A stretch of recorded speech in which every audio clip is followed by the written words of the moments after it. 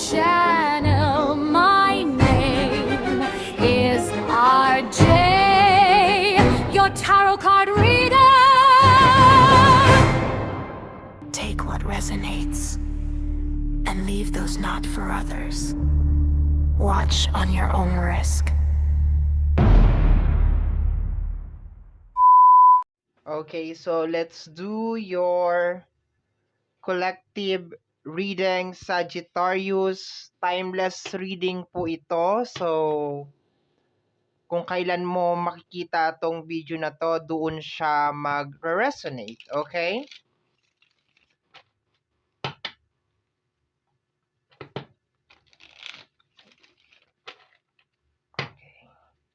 Konting katahimikan muna tayo. Pansin ko kasi lately ang ingay-ingay ko eh. So, magsa-silent muna ako.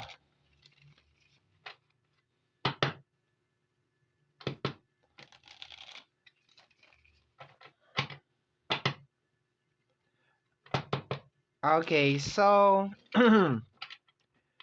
meron tayong mga crystal over here, representation ng apat na element which is fire, earth, air, and water. Okay?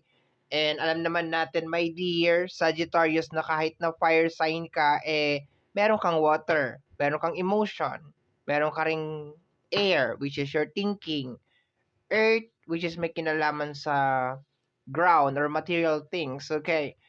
So, lahat siya nag-i-exist sa atin. Okay? And then, kukuha tayo ng oracle card. Okay, let's go na tayo. Punuin na natin to.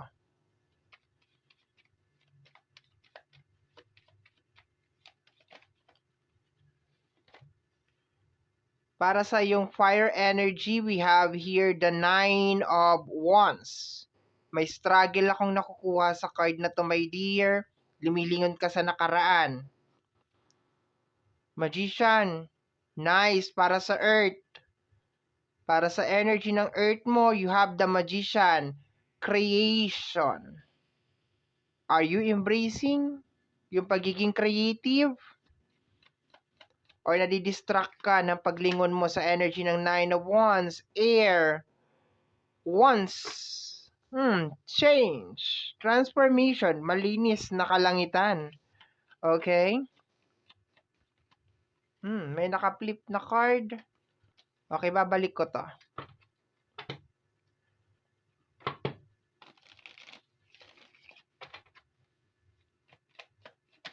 Okay, the 9 of Swords para sa yung water which is emotion. My dear, bukas na bukas, open na open for changes, transformation, pero there's something going on sa'yo as of this moment. Paki-clarify po lahat ng mga cards. Temperance. Fire na energy. Umaasa, homohopia. Okay? Temperance. Okay, you're trying to be okay. Sinasabi ng card na to na you're trying to be okay. Pinipilit mo maging okay pero you are not okay. The 9 of Pentacles. Woohoo! Okay. Ganda ng Earth. Ang ganda ng Earth. This is energy of abundance, my dear, sa energy ng Earth. Okay. 9 of Pentacles. Collaboration and then energy ng sharing. May kakayanan may kakayanan kang tumulong, may kakayanan kang mag-umpisa ng kahit anong gusto mong umpisahan, pero may humihila sa'yo sa energy ng fire. Okay.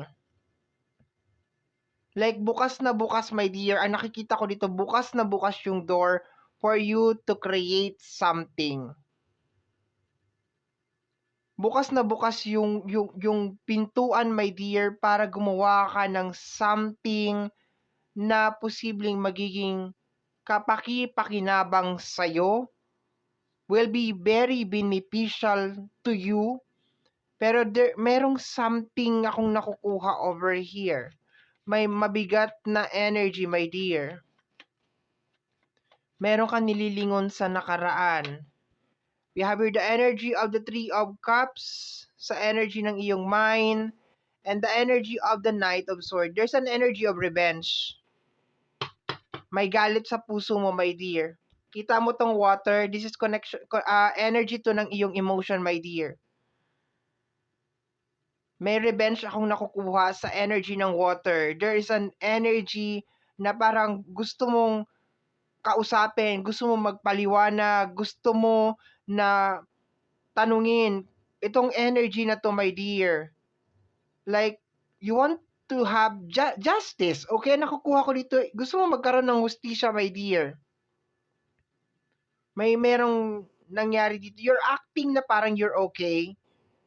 Everyday, nagsho-show ka sa world na you are okay, pero may glitch. May glitch akong nakukuha dito, my dear. Nag-glitch ka. And hindi maganda na meron tayong glitch kasi pwede tayong ma-trigger anytime. And yung trigger na yun can destroy everything.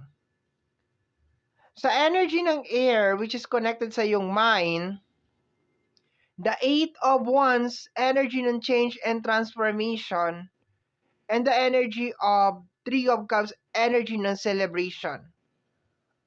Ang ganda nung energy ng air because gusto mo ng success.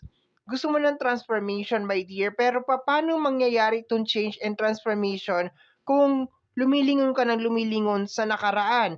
Yes, masakit. Yes, probably hindi mo deserve na masaktan ka sa energy ng Nine of Sword and energy ng Knight of Sword. Pero, if you want change, kailangan anuhin mo yung change. Gawin mo talaga yung change. Hindi lang siya change na, ay, ganito. Like, pati din itong nililingon mo sa energy ng fire. Remember, element ka ng fire. So, kung mai-stuck ka ng mai-stuck dito, my dear, like the Nine of Wands, the wounded soldier, and then mag-a-act ka na parang everything is okay, pero you are not okay, patawarin mo na lang siguro, my dear, kung ano man yon. Sa energy ng material things, this is energy of manifestation. May datong, may pera akong nakukuha dito, my dear. You have the power to create whatever you wanna create. Magpapalpak lang to, my dear, pag hinaluan mo ng ibang ingredients yung gagawin mo. Pag hinaluan mo ng galit, sama ng loob, paghihiganti, papalpak yan, my dear. Kasi hindi yan kasama sa energy ng manifestation. Normally, if you want to manifest something na maganda, like gusto kong maging mayaman, gusto kong maging successful, gusto ko ng happy life, magaganda yung minamanifest mo pero may ingredients ng hate, tatabang yung niluluto mo, my dear. Ayusin mo yung pagluluto ng manifestation mo. Huwag mo sayangin yung opportunity na ino-offer sa'yo ng ating buong may kapal. Huwag mo sayangin to. Like, sa usapin sa ibabaw ng mundo na to, you have all the access para magawa lahat ng gusto mo, my dear. It is just more on maging maingat ka sa ingredients. Kung gusto mo puro paghihiganti at galit, and then isagad mo na, puro galit mo na yan, my dear, pero I do not suggest. Pero wag mong i-rumble, my dear. Wag mong i-rumble. Yes, nandun na ako. May ginawang hindi maganda sa'yo, pero worth it ba na isakripisyo mo lahat ito? Okay, worth it ba? Sabihin natin, sinaktan ka, niloko ka. Sino ang nawalan? Ikaw ba, my dear Sagittarius, ang nawalan? Hindi ikaw ang nawalan. 'Di ba? Hindi ikaw ang nawalan, my dear. Siya ang nawalan. Remember that. Hindi ikaw ang nawalan, siya ang nawalan. Okay? Let me see. And darating din yung araw na marirealize niya na sana hindi niya ginawa yun sa'yo. You don't need to put even single energy sa taong ito. Hayaan mo na siya. Mag-go kayo separate way. Okay, kuha tayo ng oracle card for you, my dear Sagittarius. Ang ganda ng earth mo, as in, like you have the magician. Ang ganda. You can create anything.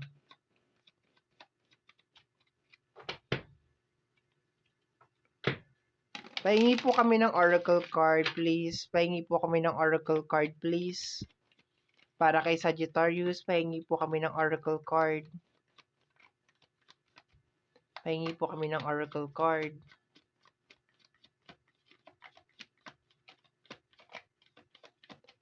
Ang hirap naman makakuha ng oracle card dito.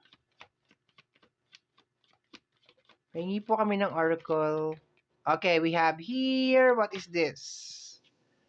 The deep dive, focus, follow state, productivity, mastery, concentration. Once again, my dear, focus. Pagpakalat-kalat yung energy, my dear. Ano ba talaga yung gusto mo? Doon mo ilagay yung energy mo. Huwag mong ilagay sa nakaraan. Tapos na yon, my dear.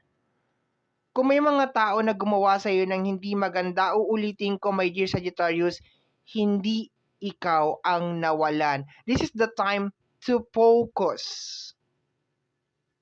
sa mga manifestation mo, sa goal mo, sa gusto mong mangyari. Gusto mo ng change sa energy ng air? Gusto mo ng success? And then go for it.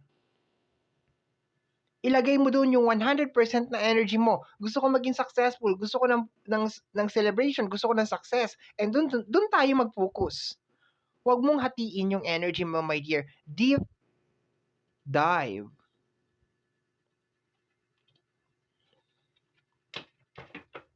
Okay.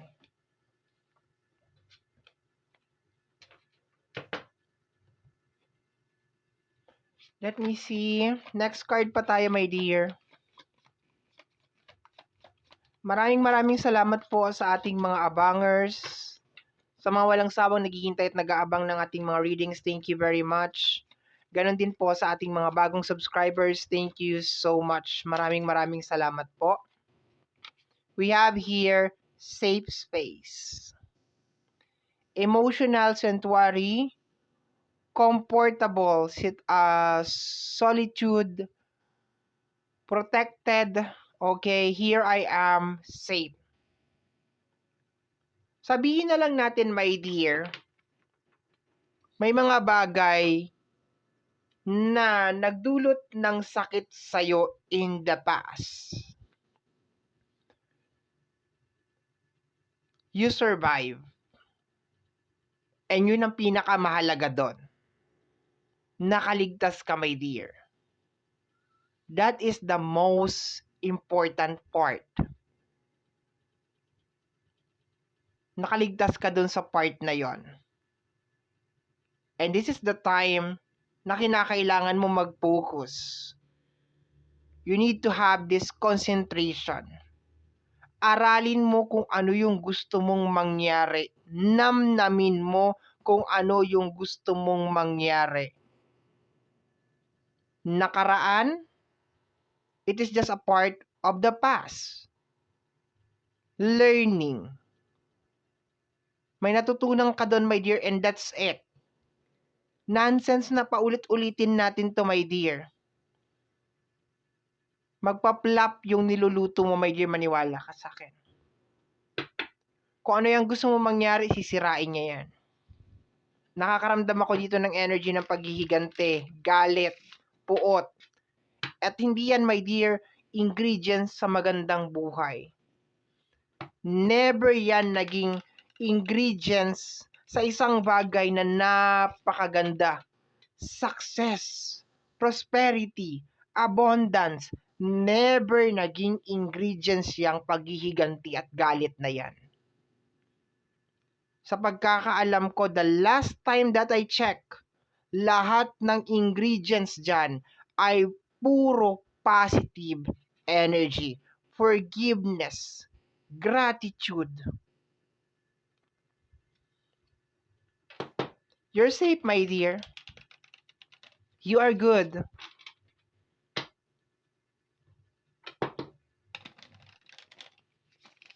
Kung sino man tong tao na to, hindi ka na niya kayang hawakan.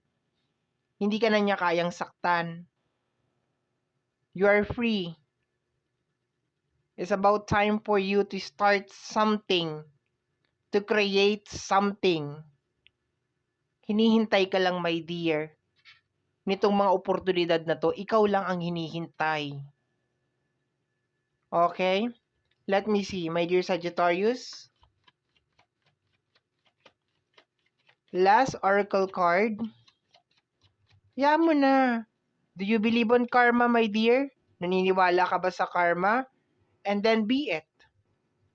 What goes around comes around. Kung ano ang binabato natin sa labas, yun din ang bumabalik. Kung kabutihan ang ibinato natin, kabutihan din ang babalik.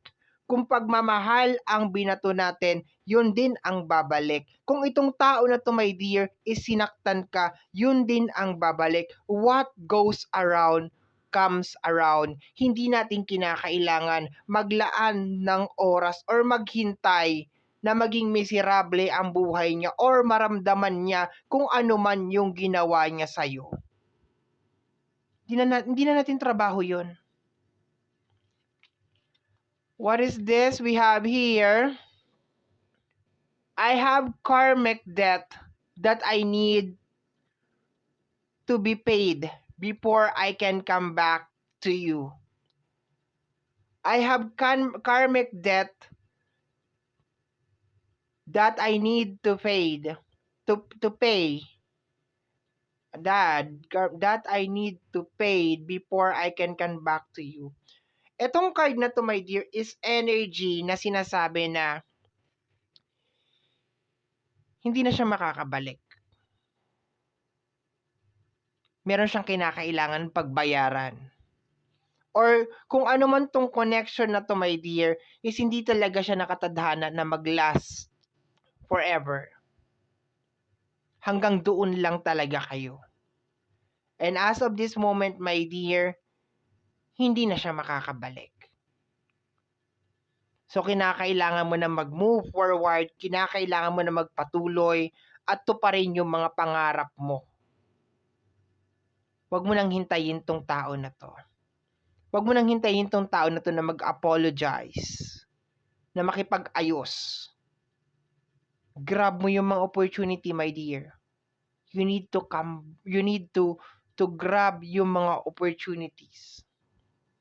At hayaan mo, my dear. Pinag-usapan pala natin yung karma. 'Di ba?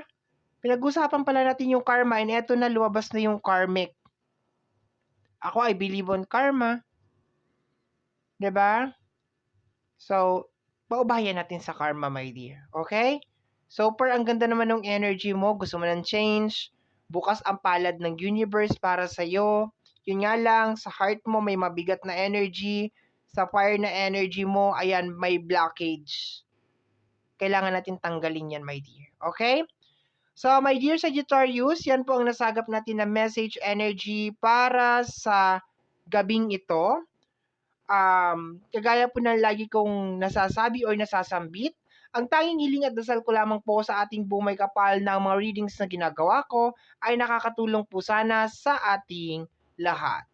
Maraming salamat po. Thank you, my dear. Bye-bye and take care of yourself. Salamat po.